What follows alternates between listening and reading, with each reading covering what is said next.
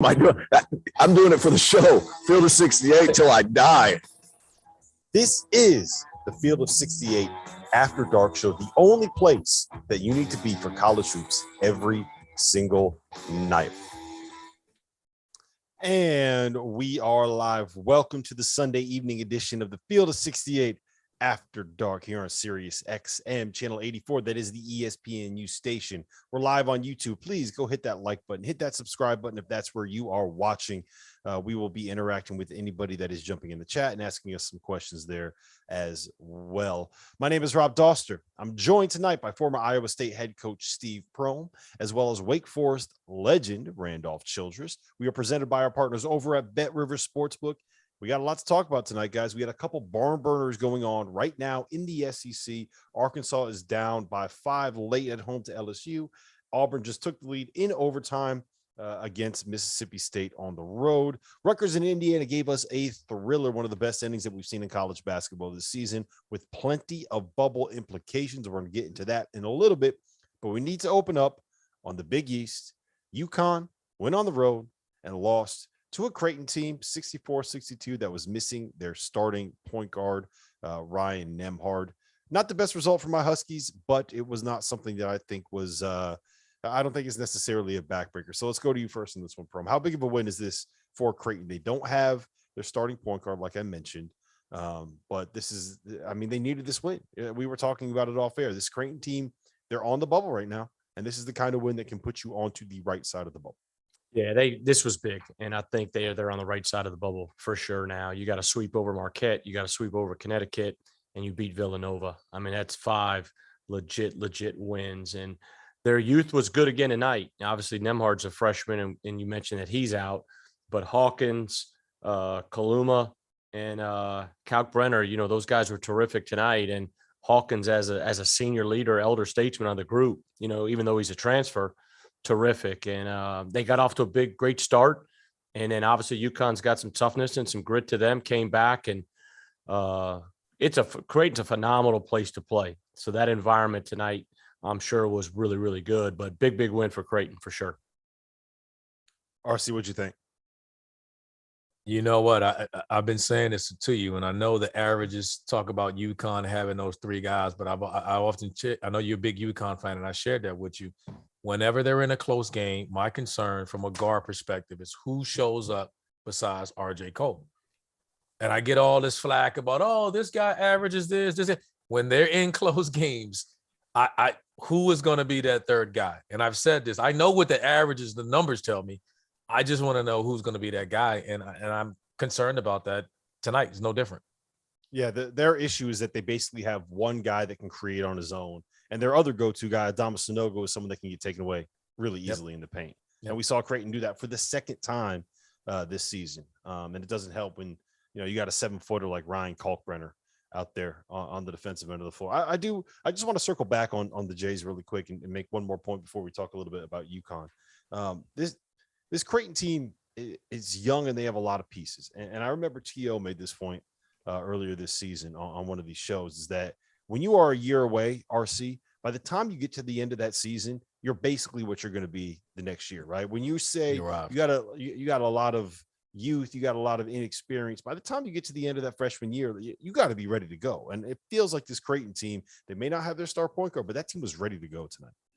We always said, if you're a freshman, when you hit sophomore, that second half of your conference play, you're as a freshman, you're a sophomore at that point. Like you've grown up, you've been battle tested, you've played in big games, you have an idea of what the league is going to be like, and it's just time to grow up. So you're right. As you get to this point, heading into March, it tells you have an idea of where your squad is trending as far as the next year. And Creighton is going to be, man, if they get everybody back, I think they'll be a preseason top 25 team. Yeah, I agree. You agree, Prom? Yeah, I do. I like this team, and they've gotten better all year long. Obviously, early in the year, you got young guys. You're going to take some growing pains, have some growing pains. But if you're third place, we said this off air. If you're third place in the Big East, I mean, what are we talking about? The bubble? I mean, come on now. They're third place. They've won 11 games right now, I believe, in the Big East. 11. And we're saying people have them as a last 4 in or a first 4 out or possible, last 4 buys or whatever it may be, they're deserving an NCAA tournament bid for sure. Yeah, I think they locked it up after this one, right? I mean, they're just 12. They're 12-6 in the Big East. Like, I don't know. I'm wondering who is has it 12-6 now. So when 12-6, yeah, you're 12-6 in the Big East, and you're not. I mean, you're not a 6 seed. I mean, who's doing these? Who's doing these? I mean, if you want to know the reason Brackets. why, it's because their metrics aren't great. Yeah. They're in low 60s in the net. They're low 60s in KenPom, and those are the kind of metrics that a lot of these people value when it comes to where you get seeded. Now, for my understanding is that who gets into the tournament and who gets left out of the tournament does not have all that much to do with the number next to your name with the net and with the number next to your name with KenPom. It has a lot to do with where you get put into that bracket and where you get slotted and where you are seated. And because Creighton has those numbers that aren't great, then they're probably going to end up kind of being on that 10 or 11 line. Now, that said, picking up another home win against UConn is going to be something that helps them and gives them a little bit of a boost. Are you guys, RC, you kind of touched on this a little bit, but are either of you worried about UConn kind of big picture when it comes to March? Like I've seen different people mention them as being a threat in March and a threat in some of these settings. And I think a lot of that has to do with the pedigree this group has. As someone that watches them every day, I sit here, I'm like, I don't know, man. Like I'm always pessimistic about the teams that I root for. I'm probably the worst fan on the planet, but it's I watch them and I'm like, I don't know about a run here. I don't see them making out of the first weekend. I think they're tough. I think they're well coached, but again, their Achilles heel all year has been, who else is going to create on this team besides RJ Cole? Who else is they going to get the ball to and give him a bucket? Size inside bothers Sanogo a little, and he's not the biggest guy. He plays hard, his motor and all that, but I just they've had a good year, no question about it. That was been my concern all year long in close games. Who else besides RJ Cole is going to be able to step up and handle it? And I've had that question from the beginning, and I still have it now. And I don't think it's nothing that UConn has done has shown me anything to be, overly, like figure that they fixed that. It's just my belief in how they are. I don't know what else. Who they are. That's what they are this year. You agree, Steve? I agree. Whether it's a 6-11, 5-12, 7-10 game, they obviously they'd be disappointed if they lost that first game, but can they win the second one? That may be tough on them to do that, but there's no question, like Randolph said, man, Danny's got them established and obviously laid a great foundation, and they're headed in the right direction for sure. My big thing, self-inflicted mistakes. Dumb turnovers, bad turnovers in transition, not being aware of where the help side is coming from, getting your pocket picked in the post, Sanogo throwing the ball out of bounds, Andre Jackson throwing 90-mile-an-hour fastballs at a center's head when he's running full speed and train. Like it's those little things that turn. If you do 2 or 3 of those things in a perfect example, they go on that 12-1 run to open the second half, right? They cut the lead 37-36. That crowd, 18,000 people in there, silent. Next 2 they have the ball. Next 2 possessions, turnover, easy layup.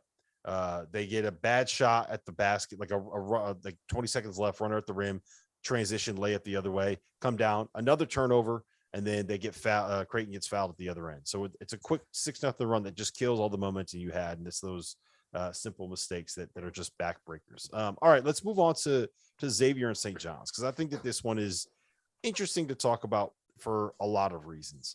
Xavier ended up losing 81-66. I think that the final doesn't necessarily do justice to how well St. John's played and how much they outplayed Arkansas in the spot. Xavier's now lost 5 in a row, RC, and 7 of their last 8. They're 17-12 overall. They're 7-11 in the Big East, and they get Georgetown on the last day of the regular season. Like, are they do they have to beat Georgetown to get in the tournament, or did we reach this point with Xavier? Are they still in it? I mean, it's like they tried their best to play themselves out of it. Like, are they still in it? If anything, Creighton has to be in it, and they should be a bubble team. I mean, you have to beat Georgetown. I mean, if you lose to Georgetown, Georgetown is 0-17 in the league. Like, come on. You lose to Georgetown. They're 0-18 now. They lost to Seton Hall. Yeah, I'm sorry. They're 0-18. Like you have. I mean, that come on. Like that's just that goes without saying. But I don't. I think I don't know if they're in. I don't believe that they're in. They're not playing good unless you're going to tell me. I got no belief that they're going to show up in the Big East tournament and make this Georgetown run of a year ago and figure this out. Like I don't see it. I don't think they have it in them. Nothing about them to show me that they're going to bounce back. It looks like if I didn't know and if I was inside that locker room, I would think something's happened that we're just not aware of. There's something that's going on that is just this team is like imploded. Yeah, I mean, this is a trend with Xavier. Travis lost 6 of his last 8 in 2020. They lost 5 of their last 8 last season, and they've now lost 7 of their last 8 with 1 game left in the regular season here. Steve, what happened with this group? I know you saw them in the preseason. I know, like most of us, you loved them in the preseason. How did it go so wrong? Yeah, this was a big year. Obviously, a ton of guys back, a lot of experience back, starting with Scruggs, the front court that, had great players back, the addition of Nunji. Xavier is a tough environment to win at. The Cintas Center is a great place to play. Going into there in the fall, I thought they had a chance to have a really, really good team, athletic, could defend. When you look at it, one of the things I looked at, it's guard play and shooting. And sometimes, is, do you want to play small or do you want to play big? And sometimes that can catch up with you a little bit. And, the problem is you got to be able to stop the bleeding in these leagues, in these Power 5 leagues and in conference play. You start playing good team after good team, you got to be able to have the leadership and the character and the resiliency to stop the bleeding and get a win that kind of, instead of it's a 5-game losing streak, it's a 3-game losing streak. And now you cut it off. But obviously they need to win against Georgetown this weekend. And I think they probably need to go and win some at the Garden to kind of get back and get in everybody's good graces. But, they probably should have had opportunities to be a tournament team the last 3 years. And right now it's trending the other way. And you hate to see it because, led by Paul Scruggs and those guys, it is a good basketball team, or talented basketball team. Rob, can I ask you a question? Can I ask you something about them? Always. Let me ask you this. Do you believe, and it's just an honest question, have the players with that consistent trend, are the players just, is he wearing out his players? Is it their style? Are they just, are they just like, look, I don't like using the word quit on them, but has he worn on his players? Is it a certain style? I don't know. Is Travis Steele's wearing them? What do you think it is? I don't think it's that, because he doesn't strike me as the kind of guy that's going to wear you out, right? Like he's not. I don't think he's quite wired the same way as like a Danny Hurley is, right? Gotcha. Like I don't think that he's on him like that. My take is that they kind of do what they do, and then when you get figured out in league play, they don't have that next thing that they can do, right? Like it's very easy to kind of. But I think they have to play Jack Nunji and Zach Fremantle together, right? Those are 2 of your probably 3 best players. But neither of them are guarding anybody on the perimeter. Neither of them are really rim protectors. And when you have these guys out there that aren't really going to guard and aren't really going to be all that physical in the paint, it kind of limits what you can do. And yes, you can get creative offensively and you're going to win some games because people aren't going to know how to stop that. But once you got all that stuff on film and the coaches can sit there and break it down and one team figures it out, then everybody starts doing it. What are you going to do next? How are you going to counter it? And I think that's what's happened to them is they can do all of this stuff, but they don't have that counter when someone figures out what they're trying to do. We a couple of updates. We have Auburn is pulling away. They're up by 13. They're going to end up covering in overtime there. While Arkansas, they had Jalen Williams foul out, and they are down by 4 with a minute and a half left here. I want to ask you guys this. If there's a consistent trend for teams struggling down the stretch, right? Like at what point do you kind of say this isn't working? Travis Steele's part of the Xavier family. He's part of that coaching tree, right? He comes from a family that has quite a bit of money, and I think that's something in athletic departments in COVID ages that's a valuable thing. At what point do you say this isn't working? Right? Does he have to make the tournament? If he misses the tournament, is there any? Because he hasn't been to the tournament yet, right? Like, is there any threat of that here? At what point do you make that decision, RC? You know what? I think every case is different, and so. The problem is you got to be, let's be honest. I mean, Chris Mack had it going. right? That was that, so you follow that up with Chris Mack had them consistently in the tournament, even a nationally ranked program.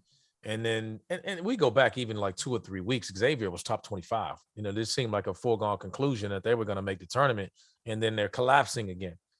And he had to be cognizant of that. So again, they have to be Georgetown, they have to get in, but that's the question you're going to ask, because, and I'm sure we'll get into that in some later shows, for all the program or the universities that are saying, hey, we're going to give everybody one more year.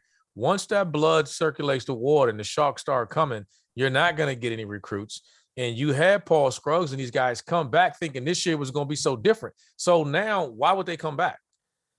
And are they going to transfer and leave? This was supposed to be the year that they finally something changed, and it didn't change. So if that's the case, then I don't know. If you're going to wait one more year, and I don't like calling for people's jobs in that manner, but again, if you're going to wait one more year, what's going to change? So if you're going to change the year from now, you might as well change it now. Yeah, I mean, that's kind of the way that I feel about it, which brings us to another coach that has gotten one more year in the Big East, and that's Patrick Ewing. And look, both of you guys are from the DC area. Both of you guys grew up like around that Georgetown program, and in an area where that Georgetown program was at their pinnacle. They are 6-23 this season. They've lost 19 straight games. They are 0-18 in the Big East. If they lose to Xavier this weekend, they are going to be the first team in Big East history to go 0-19 for the entire season. Today, athletic director Lee Reed came out and basically said, we're going to give Patrick Ewing at least one more season. I'm assuming there's probably going to be some kind of change to his staff that is required for that to happen. But we talked about this a little bit before, RC. How difficult is that position that the Georgetown administration is in at this point? Again, going back to what I just said, I from judging from that, that's the way I took it. I took that statement as saying, and I said this to some friends, one or two things are going to happen. They're going to come into Pat's office and say, you got to make staff changes, a lot of changes in the office. And the other would be, if Pat doesn't agree, then they may say, look, we got to make a change. I think that's the biggest thing that's going to happen with them. And if not, and Pat may decide, hey, you know what? I don't want to be a part of what's going on. How I'm hurting the university is not going the way I want it. And he may resign. But there has to be major changes, because you can't go winless in conference play. I mean, and expect, and that's any level or any job. You just can't go winless in year 5 and expect a return. Let's just call it what it is. And that is his program. He's earned it to the right. I think this is more of them giving him that right that we've talked about with so many other programs. We're old enough to know that he's built Georgetown. He's where it all started. And this is a courtesy deal for him. And this is something that he has to really decide, how much changes does he want to make? Because he may not be willing to make the changes. He may have to bring someone else and say, hey, let me fall back and just be the head coach and let you run it. Like, I don't know what his decisions are, but he has to be open and willing to say what I'm doing and working. Yeah. Pro, let me ask you this. How can the administration make that decision? Like, this is Patrick Ewing. RC's right. Like, he is the guy. When you think about Georgetown University, you think about Big John, and then you think about Patrick Ewing. Like, they are synonymous with that program. They developed that program. Allen Iverson is never a Hoya if Patrick Ewing isn't a Hoya, right? So I don't think that you can. How can you? I don't think you can fire him. I think you just at some point you have to have a conversation and basically say, is this going the right way? Like, what do you do in that situation? If you were Lee Reed, how would you handle that? Yeah, I think what he's doing right now. I mean, like when we talked about it, Randolph touched on it, to where, like, I grew up, man, 1985, Georgetown, Villanova, man. I'm listening to it. It's pouring rain, power's out. I got a handheld radio listening for Villanova, Georgetown, in the 85 national championship game, Ewing in the t-shirt. Real quick, not to cut you off. You know what I was doing during that game? I was being born during that game. Not kidding. I was born during that game. April Fool's Day, 1985. Yeah, I was born during that game. My dad was in the doghouse for weeks because he kept sneaking out of the delivery room to go watch the game on the TV. Oh, that's great. That's a great story.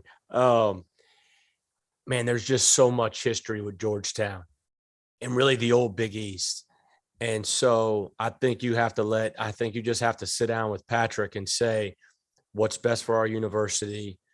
What can I do to help you? If you're really determined to get this figured out, what do we all collectively need to do to really make steps? And it's going to be baby steps, but with the transfer portal, and I don't know their roster well enough, you can make some, gradual improvements and some pretty good improvements, but in a quick period of time. I mean, you see it all the time now in college basketball. 1 year you're here, 1 year you're there.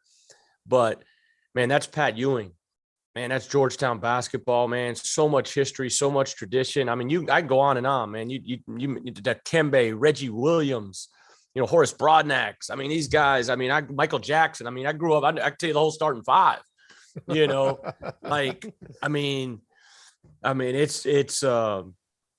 It's a tough situation for an athletic director, administration. Because there's no one else more that probably wants that university to be up and thriving than Big Pat, and because there's so many people invested in that university, and that university has been so powerful and important and impactful to so many, of those college basketball players, those student athletes that went through that program. And so it's a tough decision. And so it's not easy by any stretch. Yeah, 100%. Well, listen, we got to pay the bills here really quick. When we come back, coming up next, we're going to talk a little bit about the SEC and how it went absolutely insane tonight. I think I might be out on Auburn, guys. I'm going to tell you why when we come back. These guys have been giving up.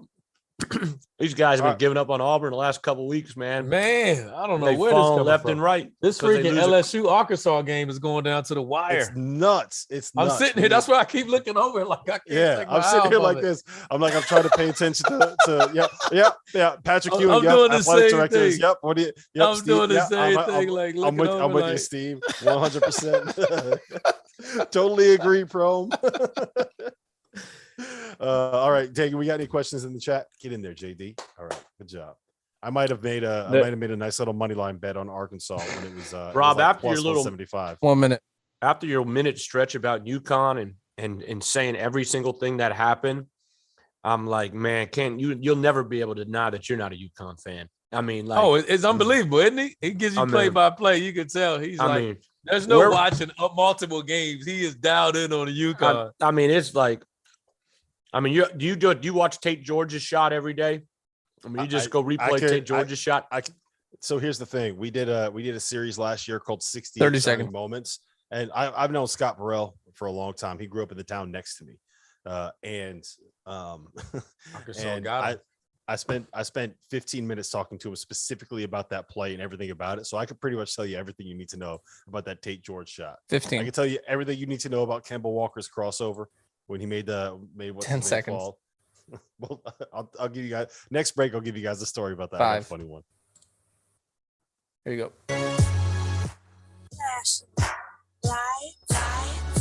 And we are back. This is the Field of 68 After Dark. We are on Sirius XM Channel 84, the ESPNU station. We're streaming live over on YouTube. Hit that like button. Jump in the chat. Ask them some questions. We will be interacting with you guys and answering those questions during the next break. Right now, it just happened, guys. Arkansas came from behind, landed a win when they played really bad at home against LSU. Eric Musselman is in the crowd. He's pointing to the hog on his shirt. He's going nuts. He's doing the typical Muss stuff. He's going crazy. Yeah, look, I don't know how much of that is an act, how much of it is just must be and must. But I tell you what, man, I'm all in. Go Hogs, Woo Pig Suey, RC. After watching this game, man, how are you concerned about Arkansas at all? Are you just, or is this, you won 14 out of 15? Sometimes you're going to play bad, and if you get a win when you play bad, it is what it is. You never apologize for winning, right? I mean, in LSU, we know is defending. He is going crazy. He's in the crowds, man. He talking trash. He in the crowd with the fans. No, I mean, they're probably amongst the better teams. I mean, they're probably the hottest team in the league. In the country, for that matter. I mean, everyone else that we talked about is coming off losses and kind of struggling, where we're kind of like, they're not playing their best basketball. And as we all know, it's about momentum. You got to build momentum in the postseason. And heading into the conference tournament, we'll see if one of the Kentuckys or the Auburns can kind of resurrect and get themselves going in the right track. But right now, Arkansas is playing the best basketball in the SEC. Them and probably Tennessee. Mm-hmm. Prohm, what do you make of this? Why did they struggle tonight? Well, number one, I mean, LSU's a good basketball team. I mean, you're playing against a really good basketball team. And I mean, that's the most coach answer we've ever gotten from Prohm. He goes to the press conference after, that's a really good basketball team. They just beat Kennesaw State. I mean, that's what you got to say it though. You have to say it. It's programmed at him, right? Yeah, it just comes out. That's just what you He's say. on cruise man. control right now. It's an automatic play. But I mean, that's the thing. That's the funny thing is sometimes people on the outside evaluate. There becomes a pressure, not as much at the high major level, really the mid-major level. And I'll use an example. Murray State dropped in the polls 3 spots after beating Belmont by 35. But they only won at SEMO by 2, right? But everybody expects them to win by 15. We don't think Arkansas played well today because it was a 1-2 point possession. They had to fight. But you look at it as, hey, resilient, great come from behind. You hung in there, you're down 3-5 all night, and you make plays at the end. And now they have a chance still down to the last game of the regular season to win the share of the SEC championship. Now, I think Auburn still wins out and beats South Carolina on Saturday. But to win 14 out of 15 in the SEC, think about where they were at the end of that run. Like they had lost 6 out of 7. They lost to Hofstra at home when Hofstra's best player was not playing because of COVID issues. They were at a point where like we weren't even thinking about them, like let alone SEC, like have a chance to win an SEC title. Like we're like, this team, I don't know if they can make the NIT. Maybe this Musselman thing isn't going to work out. That's what we were saying. And they turned around. They've won 14 out of 15 now. It's impressive. I'll tell you this though. They gotta figure out this offensive or defensive rebounding situation. They got 22 offensive boards to an LSU team that isn't generally great on the offensive glass. So that's a problem. It felt, I mean, watching this game, man, and as someone that may have had a little bit of action over at our friends Bet River Sportsbook on this game, watching them try to get stops and then force missed shots and then not be able to get any defensive rebounds was quite a tilting experience. Yeah, I tell you the one thing, and I know we talk about Auburn, everybody wants to talk about guard play, and everybody's jumping on these guards now from Auburn. Man, you really look at the last couple games, and it made me think of it when you said it. It's the glass, though, man. They're getting pounded on the glass. I mean, it's the Tennessee game was a 18 point, difference in rebound differential. Tonight, it was the same thing. Mississippi State's got, athletic, strong, tough front court. But to me, that's as important, as that guard play, man, that second, third chance points, because what that's doing, that's slowing down the pace Auburn wants to play at. They got to rebound that first miss to be able to play in transition and get some easier opportunities for those guards. Yeah, to your point, I love KenPom for stuff like this because it can really kind of break it down in detail. Auburn is 8th nationally in defensive effective field goal percentage. They are 233rd nationally in defensive rebounding percentage, which means they force a lot of misses, but they're not ending those possessions by getting the defensive rebound. So I do think that's a great point. And it's also a great segue. Look at that. Pro might as well be the host tonight. He's coaching and hosting RC. Auburn was up 17 in the first half. They blew that lead. They were down by 5 in the second half. They came back, they forced OT, and they ended up winning. I don't even know. I think they won by 13. Yeah, they won 81-68 in overtime. Is this just what Auburn is? Like, are they just going to be one of these teams where they go on runs, they give up runs, they go on runs? Do we just have to kind of settle in for the fact that it's going to be a roller coaster anytime that you watch them play? I think it is because I think they make you play at their pace. And when they are hitting shots, then you got to keep up, right? They defend so well, you do miss shots. They're not a great rebounding team, but because they play with small guards as well. They'll play with a 3-guard lineup and play with really small guards. You add Jabari at the 4 and Kessler at the 5. I mean, that's where they're dependent on their rebounding. So, and again, they're playing more on the perimeter, switching and getting caught away from the basket a lot too. So if they can keep their bigger guys inside, I think that'll shore up some of their rebounding. But they do defend and they're going to score. And you just don't know which guy's going to come for tonight. So if they can if Green if he gets going, then I think they're just a tough out. Now we know he's going to shoot him in or shoot him out, take some crazy shots, but that's who he is. That's part of what he does. And I said, and he'll eventually, I think he'll be a guy that comes in and gives them a big push and help them win a game or two in March. Yeah, so we got Prohm out here with the coach speaking. Yeah. RC defending guys to take bad shots. I do. I love him. I love No, him. Living up to the scouting Listen, reports, fellas. I am, man. Randolph will tell you this. Randolph can tell you Love this. him. As a really good guard, obviously Randolph was an elite guard. Do you want to play free from a standpoint of knowing, hey, man, coach believes in me, he trusts me, I can take this shot? I'm just telling you, the good guards I've been fortunate to be around and coach and work with, man, when they're playing free and loose and they ain't got to worry about that, I think it makes all the world, because you're going to get emails, man, why you let them take those crazy shots? Why you let them take those crazy shots? And then there's going to be the night they go 7 for 9 in Allen Fieldhouse and get 30 and you win. And and so Bruce Pearl, I heard it today on a radio show. Hey, defend, compete your tail off. And man, you got the offensive piece. I'll give you some freedom on that end. And Wendell, because of that, some of those 3 for 9s, man, they're going to be 6 for 9s. And when they're 6 for 9s, you got no chance to beat Auburn. Yes. I do agree with that. It's just, I think we're seeing a lot more 2 and 9s and 3 and 9s. We're getting them out of system. We're getting them out of our system. Yeah. Right, Rob? We're getting them out. Yeah. Yeah, everybody. I mean, they've lost. Think about Auburn's lost 3 games in one of the best leagues in the country by 5 points, and everybody's ready to write them off. Yeah, I don't get it. Like they're going to win the SEC. Here, yes. I'll frame it like this, Prohm. I'm. There was a point in time where I thought they were the best team in college basketball, point blank, period. And I'm not there anymore. Now I'm like, yeah, you know what? I think maybe a Final Four, but this is watching them and some of the decisions they make, especially late in games and close possessions. I'm like, they're going to get picked off in a close game in the second weekend. Now, I will say this, and I want both you guys to weigh in here. We got about a minute before we got to get to break. They got the ball to Jabari down the stretch twice at the end of regulation, right, RC? I mean, you before we jumped on here and went live, you specifically pointed that out, and that's a big thing. He hit the shot that helped him get in overtime, right? And they got it to him late. He was a little upset. They ran a play, and I thought he ended up getting like the 3rd time around. And again, if they do that, like I've said to you, 90% of the games they play, maybe all of them, he's the best player on the floor. And I think he's frustrated with that. Like what I saw tonight, he's starting to embrace that. Like, look, man, give me the ball. Like all this close stuff. I'm going to run this ball screen. They switch. They don't switch. Let me get to my spots. Give me the ball. I got this. With the talent and the way they play, I'm good with that. I think that'll go on up because I don't think there's many people that can line up when he gets it going. He gets to his spots. Nobody's stopping him from getting a good look at it. Yeah, you're not. He just has such length and such a high shot release.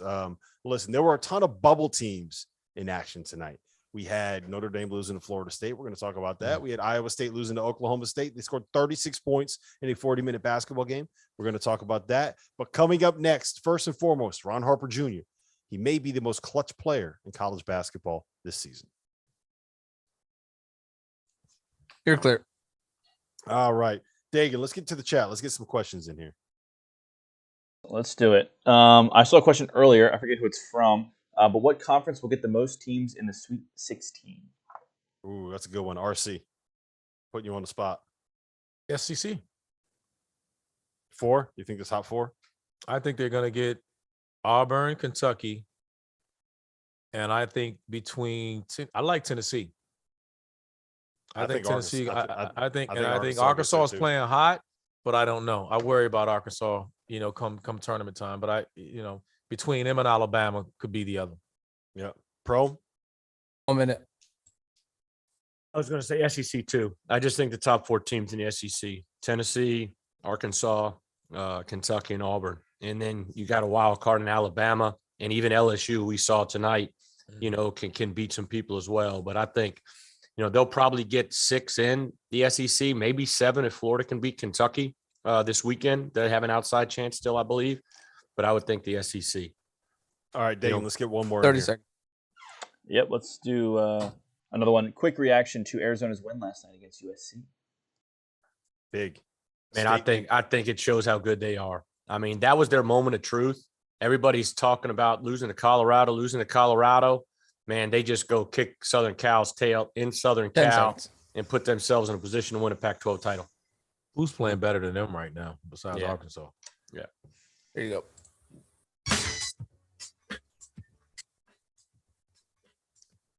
We are live. It is the Field of 68 after dark. We are on Sirius XM channel 84. That is the ESPNU station. We're streaming over on YouTube. If you're there, hit that like button, hit that subscribe button, jump in the chat, ask us questions. We will be answering them during all of our commercial breaks. We got the afters coming up tonight as well. Notre Dame lost. That's going to be something painful for the bubble. Iowa State lost. I think they're kind of creeping towards the bubble. We talked a little bit about Creighton. We can bring them back up again if we need to, but we got to get into this Rutgers-Indiana game, man, because Rutgers, for the people that didn't see it, it was a wild finish. We had a flagrant 2. We had a punch thrown. We had a game-tying 3 with 11 seconds left, and we had a game-winning 3 from Ron Harper Jr. to give Rutgers the win on the road. They've now won at Indiana. They've won at Wisconsin. They've won a lot of games in their own building. They have 6 quadrant 1 wins. They have 2 quad 3 losses, a quad 4 loss. Prohm, I know you're not a quadrants guy, right? But you're an eye test guy. Yeah. And I can tell that you think that this team passed the eye test. I mean, come on. If Rutgers, what else do they need to do? I mean, I wrote it down because I wanted to make sure I got it. Indiana, Illinois, Ohio State, Michigan State, Wisconsin, Iowa, Michigan, Purdue, and you can't go to the NCAA tournament? Come on, man. That's ridiculous. I mean, what kind of metric? How can you win all those games and the metrics don't get you in the NCAA tournament? Oh, you want to know why? Because you do things like lose at home to Lafayette. Lafayette is 9-20 in the Patriot League. That's why they lost at UMass. Nobody loses to UMass. Who loses to UMass? It's that. I mean, that's the issue right Back there. in the 80s, a lot of teams lost to UMass. Yeah, that John And that's Calipari the walking problem. through that door. Marcus Camby Or mid-90s, I mean. Camby's mid-90s. gone. Like Camby ain't coming back. Lou Rowe, Camby. Yeah, they ain't coming back. Lou Rowe was a bad boy now. Yeah, They can beat Rutgers can beat anybody, I think, in the country, but they could lose to anybody in the country. And they're gonna have to do some damage in the Big Ten tournament to get in. I think they got to win a couple of games, make it to the semis, make it to the final. Something they got to do something extra to get in. They got some really good wins, but again, they got some tough losses in there too. yeah. I mean, the reason why they're on the bubble, I've made this point before, is when it comes to getting into the tournament. We talk about this on the Fielding the 68 show, which is on Monday nights and Friday nights, 6 p.m. Eastern time, streaming right here on this YouTube channel. Their issue is that their metrics are just ugly. They're 71st in KenPom, they're 81st in the net, and those are the kind of things that are going to drag you down. Now, I will say this: the metrics are more geared towards where you get seated as opposed to whether or not you get in. I think the wins are what gets you in. And I'll also say this: the worst stuff that Rutgers did this year all happened way back in November, even before No Thanksgiving. question. And I think that stuff needs to count. But I also think that you can take into account the fact that Geo Baker didn't play against UMass. He was not himself in the loss at home against Lafayette. He did not play in the loss to Clemson. He was out for a while and he was banged up for a while. So I think that needs to get taken into account. I do think Rutgers needs to win, but they got to be dancing, right? RC, they got to be dancing. After a win today is big, but I still think they got to win a couple of games in the Big East tournament. Right now you're leaving a lot to chance, because right now I think if another team gets hot and make a run, I think they can get pushed out. I just think they're right there fighting to kind of get in. They need to stay in. I think they need to win a couple of games. Yeah, I mean, they got to beat Penn State at home, and you probably need to lose to a tournament team in the Big Ten tournament. Big Where do you Ten stand? tournament. When's the last time a 12-8 team in the Big Ten wouldn't go to the NCAA tournament if they beat Penn State? And I know they just Nebraska. started playing 20 games. Nebraska in 2000. Tim Miles last year.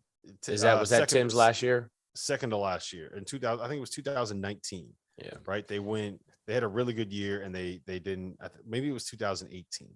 But sometimes you can, because of the imbalanced schedule, those 12 wins may have been against 6 or 8 teams you're supposed to beat. These teams, Purdue, Ohio State, Michigan State, Wisconsin, Iowa, Illinois, they're top 20 teams. Yeah. How about Indiana, Prohm? They are now 6-10 against the top 2 quadrants. They have 1 quadrant 3 loss, 3 quadrant 1 wins, and they have beaten Purdue at home. They've beaten Ohio State at home, and they beat Notre Dame, who we're going to talk about in a second, on a neutral. Are they in for you? I think it's close now. I think if they'd have won today, I'd have thrown them in there for sure. Because now they got a chance to at least be no worse than 500 in the league. I would still like to see them go win a game in the Big Ten tournament, but tonight I think they still got work to do because it's tonight. Purdue, obviously, if they could go and beat their rival Purdue Saturday would be huge, but people are probably going to pick Purdue in that one. But if they could go on to the conference tournament, I think they got to go get a good one there for sure. Randolph? I don't have them in. I don't think they can get in.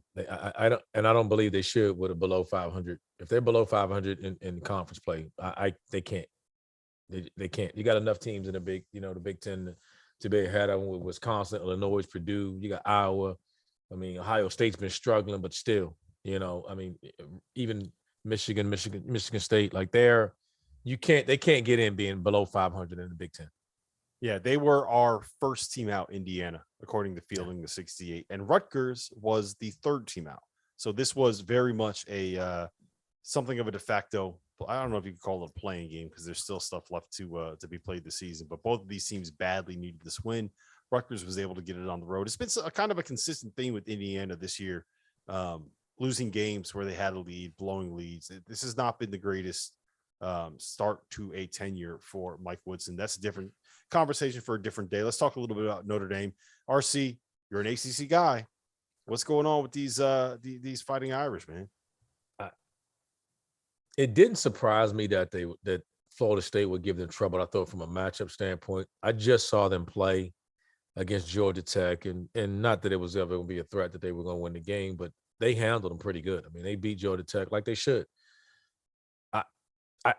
I know Florida State style defensively could give them some trouble. Their length, their ability to switch and guard, but Notre Dame was defending a little better, I thought. And the way Florida State struggles to score in the multiple ball handlers, I was shocked that they lost, but they've still had a pretty good year all year. I think they're in. I don't think there's any question that they're in the tournament. Prohm, you agree? Yeah, I mean, I like Notre Dame. I love Mike Bray, and they've had a terrific year. And they've got a chance to go 15-5 in the ACC.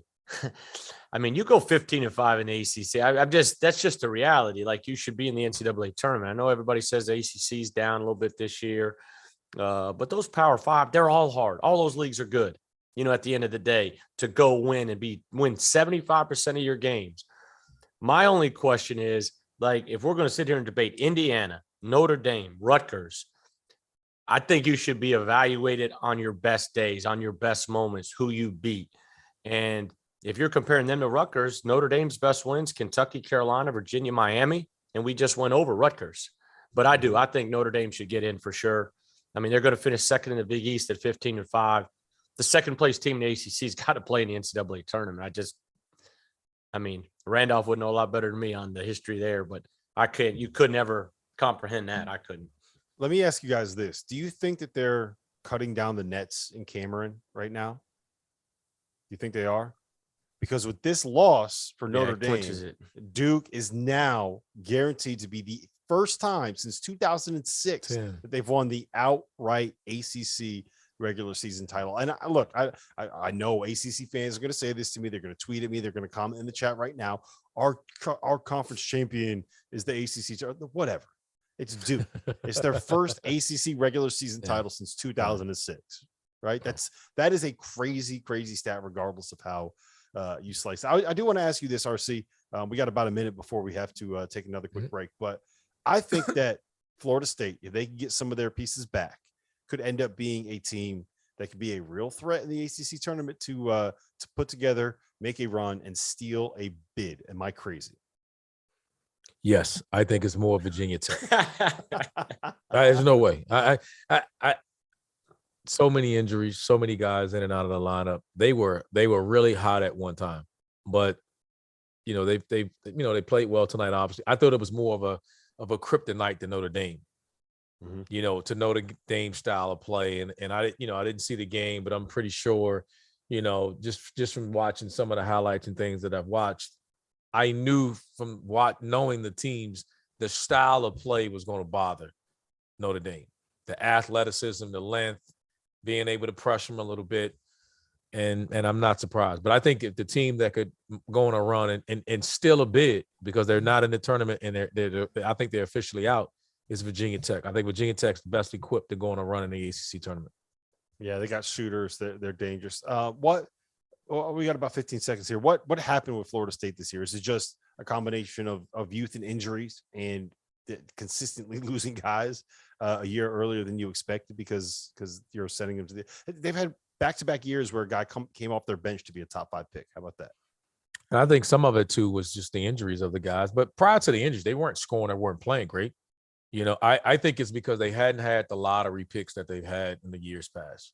They had lottery picks coming in off the bench in years past. And I think Matthew Cleveland may maybe evolve into that one day. But he's had a typical freshman type year. Well, listen, I watched a little bit of First Take today, right? And I realized that sometimes the best television is just people screaming at each other. So coming up next, we're going to play a game called State Your Take. I have 4 questions I'm going to ask these guys, and I'm going to put them on the spot, and they're going to have hot takes. It's going to be great. We'll be right back. Clear. We got any questions from the chat, Dagan? We do. David Bentley, our guy here at the Field of 68, Ooh. wants to know, is Coach K the ACC Coach of the Year? RC. It's a tough one. You know what? And I honestly, guys, I got to vote. I actually got to vote. And I'm be honest with you, I'm split between a little bit of K with the young guys. I think Forbes done a great job.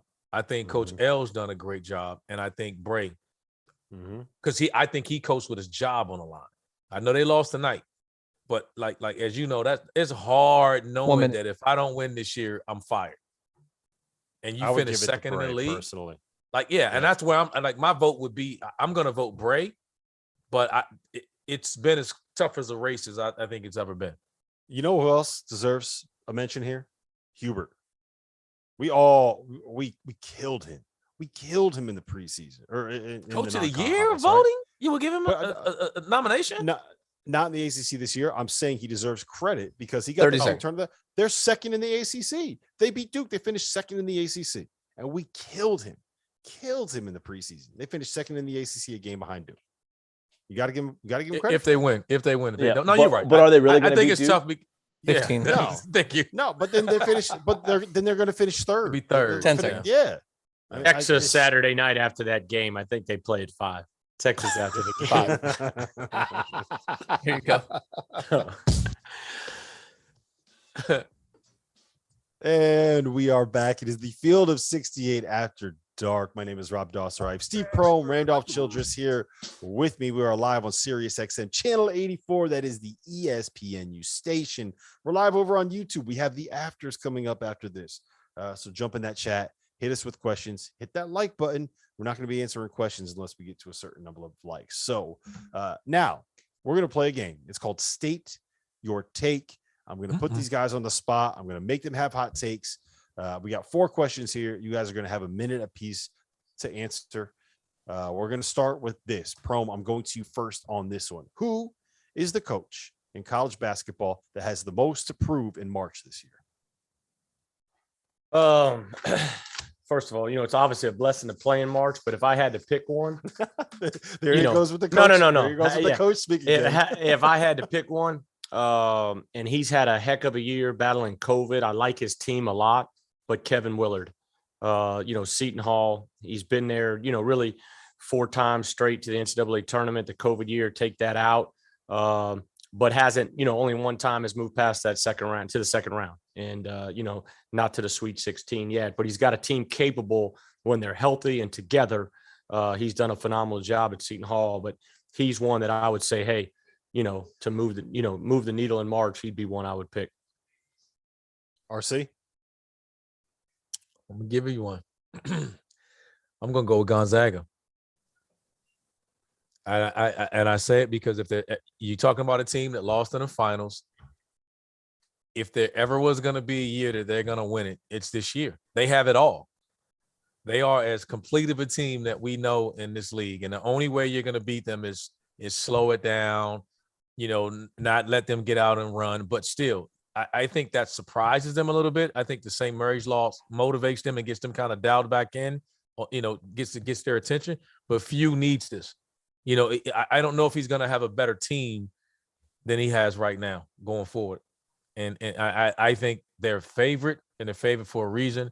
I think they have all the pressure and the sense in the world that they need to finish. Not just win. They're going to win. They're going to be successful. But if he's ever going to win a national championship, this is the year.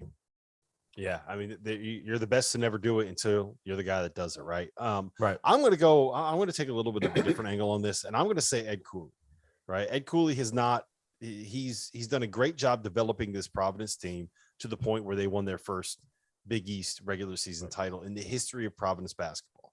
That's impressive. He's going to win Big East Coach of the Year. He's going to be in the mix for National Coach of the Year. He hasn't had all that much success in March either, guys. And if he's going to do it, this is the team that is built to be able to go out and win close games. What do they say about March? It's survive and advance, right? Well, his team has been surviving and advancing for the last 2 months. Nobody's more prepared for this. Go out and prove it in March. I want to see him get it done. I would love nothing more than to see Ed Cooley find a way to make it to the Final Four, mostly because there may not be a more quotable human being on the planet than Ed Cooley when he's in a good mood. All right, you guys ready for question number 2? RC, you're getting this one first.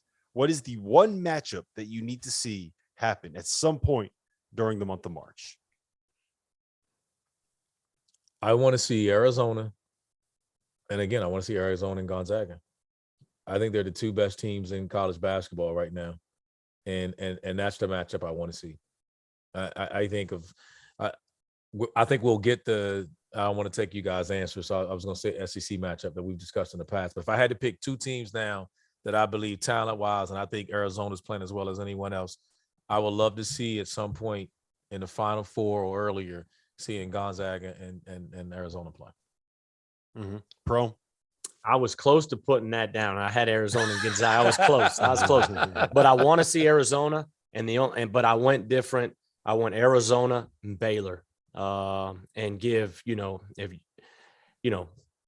the defending national champions. They've handled all the adversity this year. Incredible.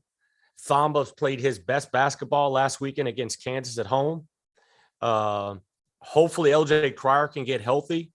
They've changed style of play a little bit. They'll play 5 guards. They'll play small ball with 4 guards and Thamba, but they're the national champs till they get beat. And I think Arizona's playing as good as anybody in the country. So Arizona, Baylor, a little bit of contrast in styles, because that Baylor defense, if they can get Arizona in half court, will be tough to deal with. They call that the James Akinjo revenge game, Pro. Oh, and I didn't even think about that. That's right. And Akinjo, has a good narrative for you. Here's what I want to see. This is what I'm hoping for, right? One of the ones that I was going to go with was Gonzaga, Arizona in the title game. Mark Few, Tommy Lloyd, that whole narrative, right? I got one better for you. National title game. Coach K, last game he's ever going to coach, going up against John Calipari and the Kentucky Wildcats with the national championship on the line. How good would that be? How good would that be? Yeah. You got the two biggest names in the sport, the two biggest brands in the sport, the single biggest storyline that's going to completely overshadow everything else in this tournament, and the guy that is the perfect arch villain to spoil a moment like that. It would be too good not to happen. If the NCAA tournament was rigged the way that the NBA playoffs are, then we know that would be what the national title game is. All right, Pro, I'm going to you on this. Give me a player that can pull a Shabazz or a Kemba Walker and throw the team on his back, carry them to a national title. Man, when you asked that question, I wrote down several guys. But I'm going to, I did. I mean, I've got 5 down here, and I could say either one of them. Pick one. You got to pick one. I'm going to go Drew Timme. Timme. I think he's older. He's experienced. He's been through it. He understands the pain of the national championship loss, and he can really, really score that ball around the block. And Gonzaga does a great job getting to it. So I'm going to go Drew Timme. RC, what do you got? Johnny Davis. I'm going with Johnny Davis. I've just been so impressed with him. Even when he came out the gates early this year, I was like, I don't know if he got another guy that he can depend on. It doesn't matter. He has carried these guys. He's put them on his back. You got to stop him. You can't stop him. He's my player of the year. and I think he's the guy that's capable of going on one of those Kemba Walker type runs. All right. I am going to go with JD Notae from Arkansas. I just feel like with the way that they defend and the way that Muss kind of runs his offense, he just goes and finds a mismatch and gives it to one guy and lets him go win. We just saw him go for 30 and 8 against this Kentucky team over the weekend. So I think that he's the kind of guy that can go out and take a game over, win a game all by himself. All right. Last one I got for you guys. The player that you think can pull a Dante DiVincenzo, meaning they can go from not really in the NBA draft picture to being a projected lottery pick with a big NCAA tournament run. RC, I'm going to you first. Ooh.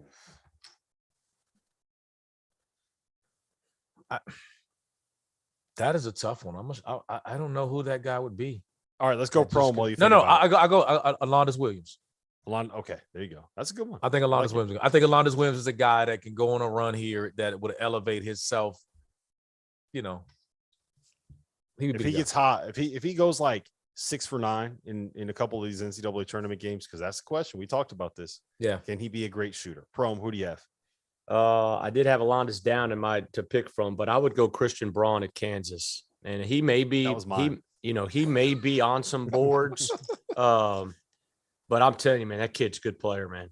He is good. He's athletic. He's tough. He rebounds as a guard. He can make big shots. He really understands how to play, and he's been coached really well by Bill Self. I would go Christian Braun. So we had Ryan Daly on here from St. Joe's who played against Kansas at that the event in Fort Myers last year, and he said that he was going up against Christian Braun, and Christian hit 4 threes on him in a row in the first half, and he said he started talking shit to him the rest of the half, but he couldn't understand him because he had such a country accent. So he's sitting there and he's just jabbering at him. He's like, "What are you saying here, man? I don't get it." Oh man, Christian Braun was mine. I'll go with I don't know. This is tough now. You know what I'll do? I'll go with Colin Gillespie. I think that Colin Gillespie is the kind of guy where I think Villanova can get to a Final Four. Things break right for him. I think Colin Gillespie is the kind of guy that can turn himself into that quintessential backup point guard, Fred VanVleet, TJ McConnell kind of a guy.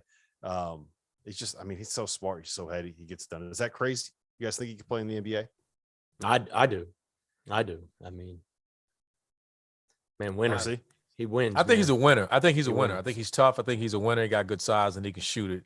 And there's a role. It's kind of like what we talked about with Alondas. I think there's a role for a guy like that, a bigger guard, athletic. You can't speed him up, secondary ball handler, that allows you to play with a bigger, with a bigger lineup in your second string. And especially now you got two-way contracts where you can send them up, down, work with them. I think it really opens the doors for guys like Colin Gillespie to get in there. Yep.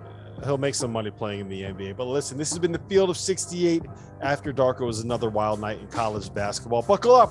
It's March. It's here. For Steve Prohm, for Randolph Childress, my name was Rob Dauster. Come join us on the Afters.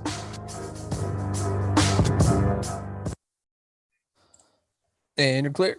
All right. Hey, Chat, give us some questions. And hit that like button, guys. Come on. We're only at 29 likes. We got 200 people watching here. Hit that like button. Come on.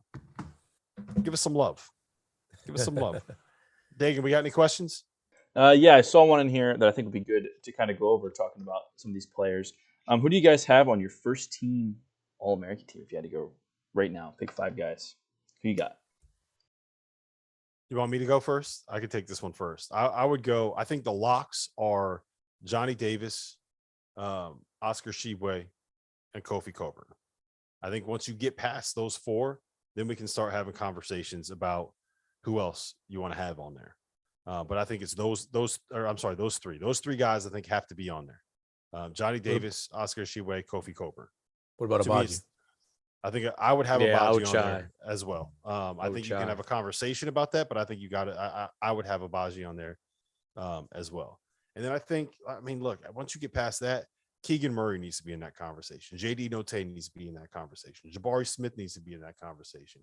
I think you can make the argument that Walker Kessler is the most valuable player on Auburn because of what he does defensively. Paolo Banchero, he's got to be in that conversation. There's so many more to Drew Timme. Yeah, he's got to be in that conversation. There's so many guys. Hunter Dickinson is having a great year.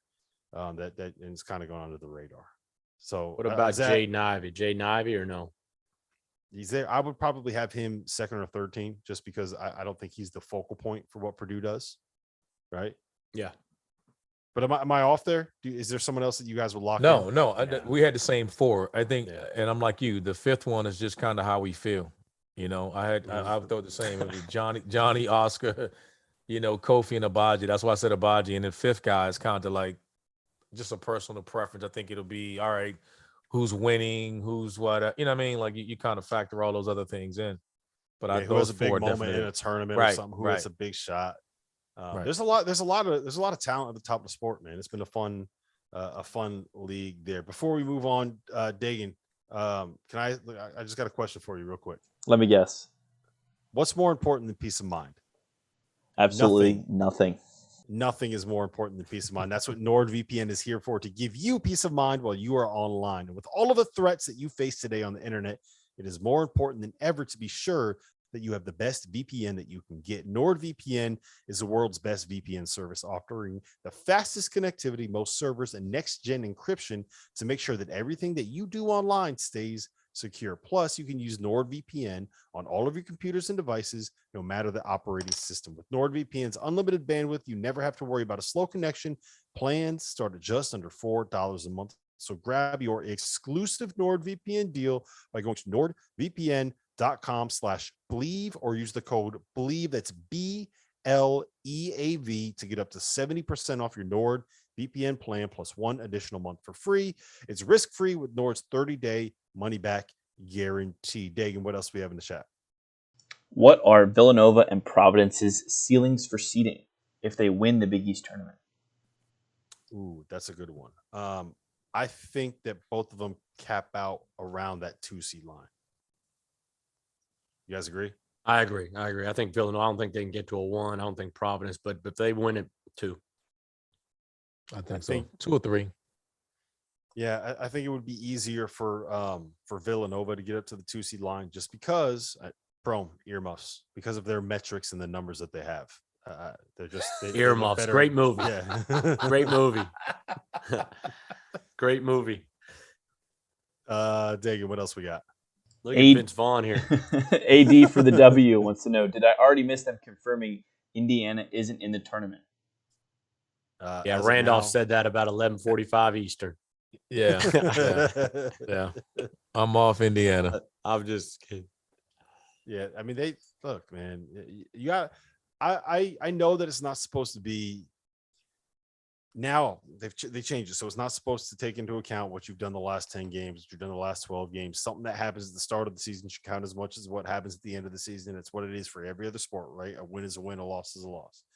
But I would much rather see the teams that win down the stretch and like play their way in, as opposed to seeing these teams that are just so bad late in the year and are propped up by the fact that they have some decent wins because they happen to play in a power league. I'm looking at you, Xavier. I'm looking at you, Indiana. Well, you could make the comparison, and like you're saying, but I know football, like, Utah football this year. I mean, I think they started like 1-2, won their last 8 or 9. I mean, it takes some time. I mean, Randolph knows this to build your roster, to get your chemistry right, to figure out roles for some of these teams. And, January, February should be big key months for these teams. Yeah, but I also understand the other side of it, right? Yeah, no question. A good win's a good win, November or February, But that's why I said it should be more about the wins than the bad losses, that happen maybe in a November or December. Yeah, I can get behind that. I want to know who you can beat. Who are you when you're at your best? Not what you are when you're at the median. Dagan, what else? Pac-12 Player of the Year. Rick wants to know that. Pac-12 Player of the Year. I'm not sure. That's a good one. Could it be Matherin? Who I does was Rick going to think say it is? Matherin would be. Say that again, Rob. Would you say who Rick think it is? He doesn't say anybody. He's just asking. It's tough. Yeah, I would say Matherin. I mean, he's It's probably the best player on the best team. best player on the best team. It's tough. It feels And like they they clear, had three they're guys. 2 games up too. I mean, it's Yeah, they were kind of running away with it now. Looks like it Yeah, feels I mean, like it just feels like they're playing so much better than everyone else in the league. They locked it in with the win over USC. So they're up 3 games and they have 2 left to play. The way Goodman talks, maybe you give it to Kerr, Creasa. But no, I'm just kidding. But, I mean, just for the interview. But yeah, I mean, Terrell Brown's Matthew. he's put up huge numbers for Washington, but I think you got to win to be able to be in that mix. And Isaiah Mobley, I guess. UCLA doesn't really have a guy. Like, it's probably got to be Matherin, I think. I think it has to be. Yeah. Just because they're winning. What else we got, Dagan? Can Duke get a 1 seed? And just for you guys, feeling the 68 has Duke as the 3rd 2 seed right now. Yeah, as of today. I think they absolutely can. If they go ahead, RC. I'm sorry. No, I didn't say anything. I just was agreeing with you. I didn't say anything. I think they can. I think they'll win the ACC tournament, and then depending on the other leagues, I mean, Kentucky can't win. Kentucky or Auburn, both of them can't win it. There's going to be some slippage there. So if Baylor doesn't win out, Kansas doesn't win the Big 12, I mean, I think that they could get a 1 seed. Yeah, they are behind on our list. Gonzaga, Arizona, I think are probably locked in. Then Baylor, Kansas, Auburn, Kentucky. So it's going to have to take some losses. Right, Pro? Like some of those teams are from, we're going to have to lose. Yeah. I mean, it's a big week. Kansas and Baylor are really on pace, you would think, to split the championship, be co-champions. Kansas got a big one tomorrow night. The tough thing for Kansas, they got to play 3 games in 6 days and then go right to the Big 12 tournament. So, because of the COVID makeup, I believe it was, with TCU. Poor Kansas, huh? They never get any breaks. They never get any calls. It's always not in Allen Fieldhouse. They don't.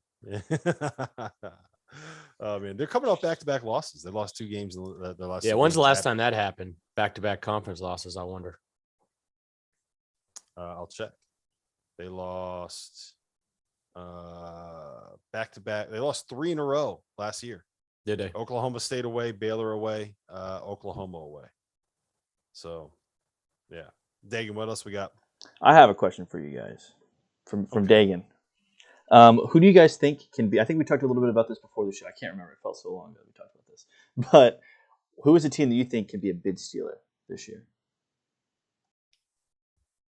In any league. It can be any league. Power 5 league. I prefer, obviously, is where we'll probably start. I'd say Virginia Tech.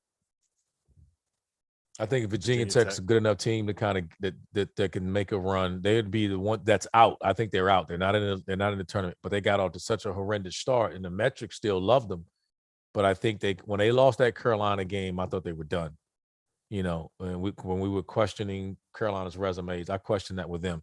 But I do think they're a team that could get hot in the ACC tournament and could steal a bid. I got one for you. Oregon. You don't think? I don't think that they're going to get in that large. I'd throw Memphis or Dayton out there, maybe. I don't know if Davidson's in. If they, obviously Davidson clinched the championship tonight, or a share of it. But Dayton, I mean, they've had a great year, and they're more than capable of winning that conference tournament. And then Memphis is without question capable of winning their conference tournament. Mm-hmm. I got 2 more for you, Pro. You ready for these ones? Belmont and Morehead State. Ain't happening. Pro's not gonna like that. I was gonna say he's not gonna like that. That ain't happening. I think both of them. I think Murray State is in. I think Murray State could lose in the first round of the OVC, and they're in comfortably. And that might look if they lose and they fall to that 10 seed line, that might even be a beneficial thing for them making a run deep in the tournament. I think I'd rather be 7-10. 6-11, even you go to 11 to where you got 3 or 2 in that second game. All right, I'm gonna text Matt McMahon right now. Steve Prohm wants you to lose in the. No. I'm just saying that's what the seeding. That's where I want him seeded so he can. Hey, I got 6 seed and then I got 3 seed, and sometimes that 14 beats a 3, and now they on to the Sweet 16. They're good, man. I'm telling you, man. They're good. Yeah, the last thing I'll add is that I would not be surprised to see something weird happen in the Mountain West. UNLV's been playing much better. Fresno State's a good team, and Fresno State may have the best player in the league. Yeah, to where he could put you on his back for 3 days. But UNLV, you said they're playing really good. Mhm. I'll give you another. Wyoming. I'll give you another one from behind the scenes. Watch out for the Conference USA. North Texas could make it in as an at-large. That Mhm. could be interesting. Yep. It depends on who they lose to, right? Like they'd probably have to lose to UAB. Yeah, I'd imagine it'd be UAB that would steal it, but that's just something to look out for. Yep. What else we got, Dagan? Anything else? Yeah, we have a couple questions in here. Coach of the Year, Perry, we kind of covered that with. Keep hitting that like button, guys. If you're here, Yes. keep hitting that like button. Hit the like button. Mid-major to make a deep run. That's kind of on the basis we're going on. I obviously know Murray State's going to be on that list, or Texas could be on that list. Outside of those two, give me someone else that you guys think could make a run. Towson's been on fire recently. Didn't they win? I think they've won like 13 of their last 14 games, something like that. Pat Gary got the thing going. Here, I'll look it up real quick. What do you guys have for other? I'll say mid-majors? Colorado State or Wyoming. Chattanooga or Furman, I think if you really, going that true mid-major, I think one of those two will win that conference tournament. I think they're both capable of, winning the game. And then I think Toledo, if they win the MAC, I think they got a chance. I got the answer. I got the right answer. We all got them wrong. Go ahead and say what you're going to say. Yeah, Iona's the Yeah, right they're going to answer. say it's Iona. It's Iona. I'll throw this one out there. I think we forget about this, that had some injuries early on, but when they've had their full roster, been a tough out, has been VCU. Mm-hmm. Yeah, I mean, VCU is somebody I think that's deserving of a bid, and I don't know if they're in yet, but I think they got the resume to. Yeah, to this is one of the qualify few into years you look at the A10, and it's really only kind of on one team right now. You got Davidson. I Yeah. think that they're just counting in the tournament right now as the champion. But Right. VCU's had a terrific year. I mean, they've only got 3 conference losses, and then Dayton's right behind them. And Yep. St. Bonaventure got so much hype in the preseason, Yes. and deservedly so. And then St. Louis has had a really good year. I mean, A10's a terrific league. Yeah. So I think, correct me if I'm wrong, Dagan, we have VCU in as an at-large right now. Yes, that right? Davidson right now sits in fielding the 68 as a 9 seed, and VCU is the 4th to last team in, so the safest in the last 4 in. Yeah, I think they've won 11 out of 12. Lucas Harkins, got to give him the shout out for that one. He's been all over the VCU bandwagon, so that's a good call. Where does he have Rutgers? He has them. Where's he got my Rutgers Scarlet Knights? Before today's game, they were out. Yeah. Everybody had them out. So Yep, first team out, right? Or third team out, whatever it was. third team out. I'm sure that'll change Friday. They'll be in Friday. We got anything else, Dagan? Let's do one more, and I got to scroll through all the teams that we just talked about. Oh, can I give you one more mid-major that can make a run? Yeah, sure. Go ahead. Is Northern Iowa, AJ Green. That dude can play. Yeah, that dude. He can play. carry in a game. I mean, what did he have the other night in the championship to win the league? 35, 36. He went nuts. He went nuts. I think whoever wins that conference tournament, they're always going to be a tough out. I mean, whether it's Northern Iowa, Loyola, Missouri State, Drake, that first round matchup that they have, and they're 11, 12 seed, they're going to have a chance. Mm-hmm. All right, here's my final question for you guys. Now I'll let you do your 3 cheers. What is Arkansas's seeding ceiling? Let me look at their. They're right now they're at a 4. I think. I mean, if they win the SEC tournament title, they'll probably have to beat 2 of Kentucky, Auburn, and Kentucky, Auburn, Tennessee to get there. If they do that, I think they can get a 2, right? Yeah, I think I was gonna say a 2 because they're gonna have to beat teams that we're talking with 1 seeds and 2 seeds, and they're gonna have to beat at least 2 of them to win the SEC title. Especially if they beat Tennessee this weekend. Mm-hmm. I mean, and they go win that SEC tournament. Shoot, they'd definitely be a 2 seed. Yep, and deserving of it. I mean, Right. that's 18 out of 19. Yep. All right, 3 cheers, Dagan. Let's do it. All right, I'm going to go to you first on this one, Prohm. Davidson, to Bob McKillop, A10 champions, big win tonight against George Mason to clinch at least to share the A10 championship, and congrats to those guys. RC? I'm going to go with Musselman and the Razorbacks. I mean, 14 out of 15 games tonight. played at home, didn't play well, beat a tough-minded defensive LSU team, and he went and celebrated Cheers with the to fans Muss. in the crowd. He loves the celebrations. Yeah. He kept his shirt on though. It was, normally he's taking that shirt off to jump. Randolph had a little coach talk there, talking about LSU discipline, tough, Yeah, physical. Yeah, I it. like him. I like him. Yeah, they're a good they're a good team. They're a good team. I'm going off the radar for this one. I'm going with Tajay Kelly. Do you guys know who Tajay Kelly is? We're about to. Tajay Kelly is a freshman forward for the Charleston Southern Buccaneers. Charleston Southern went 5-24 this season. They were 1-15 in the Big South. Today was the first day of the Big South tournament. They played in the second game in the afternoon. It was a 2:00 tip against UNC Asheville. They were down by double digits in the second half. They come all the way back. The score is 78-77 with 6 seconds left on the clock. Charleston Southern pushes the ball up. Shot goes up from the corner. It's an air ball. But guess who's there to put it back in? Tajay Kelly. Tip in at the buzzer. Game winner. Charleston Southern wins their second Big 12 conference game of the season, their sixth game of the season. And Tajay Kelly finished with 24-7. So shout out to him. Cheers to you. The first true buzzer beater of March Madness. You got to love it. That's what we're here for. That's why we love this sport. We will be back again tomorrow night, 11 p.m. I don't know who's on. I think I am. Maybe Fanta too. Maybe somebody else. We'll find out, I guess, tomorrow morning when I look at the schedule. So for Steve Prohm, for Randolph Childress, for our producer, Dagan Hughes, my name is Rob Dauster. Thanks for being here.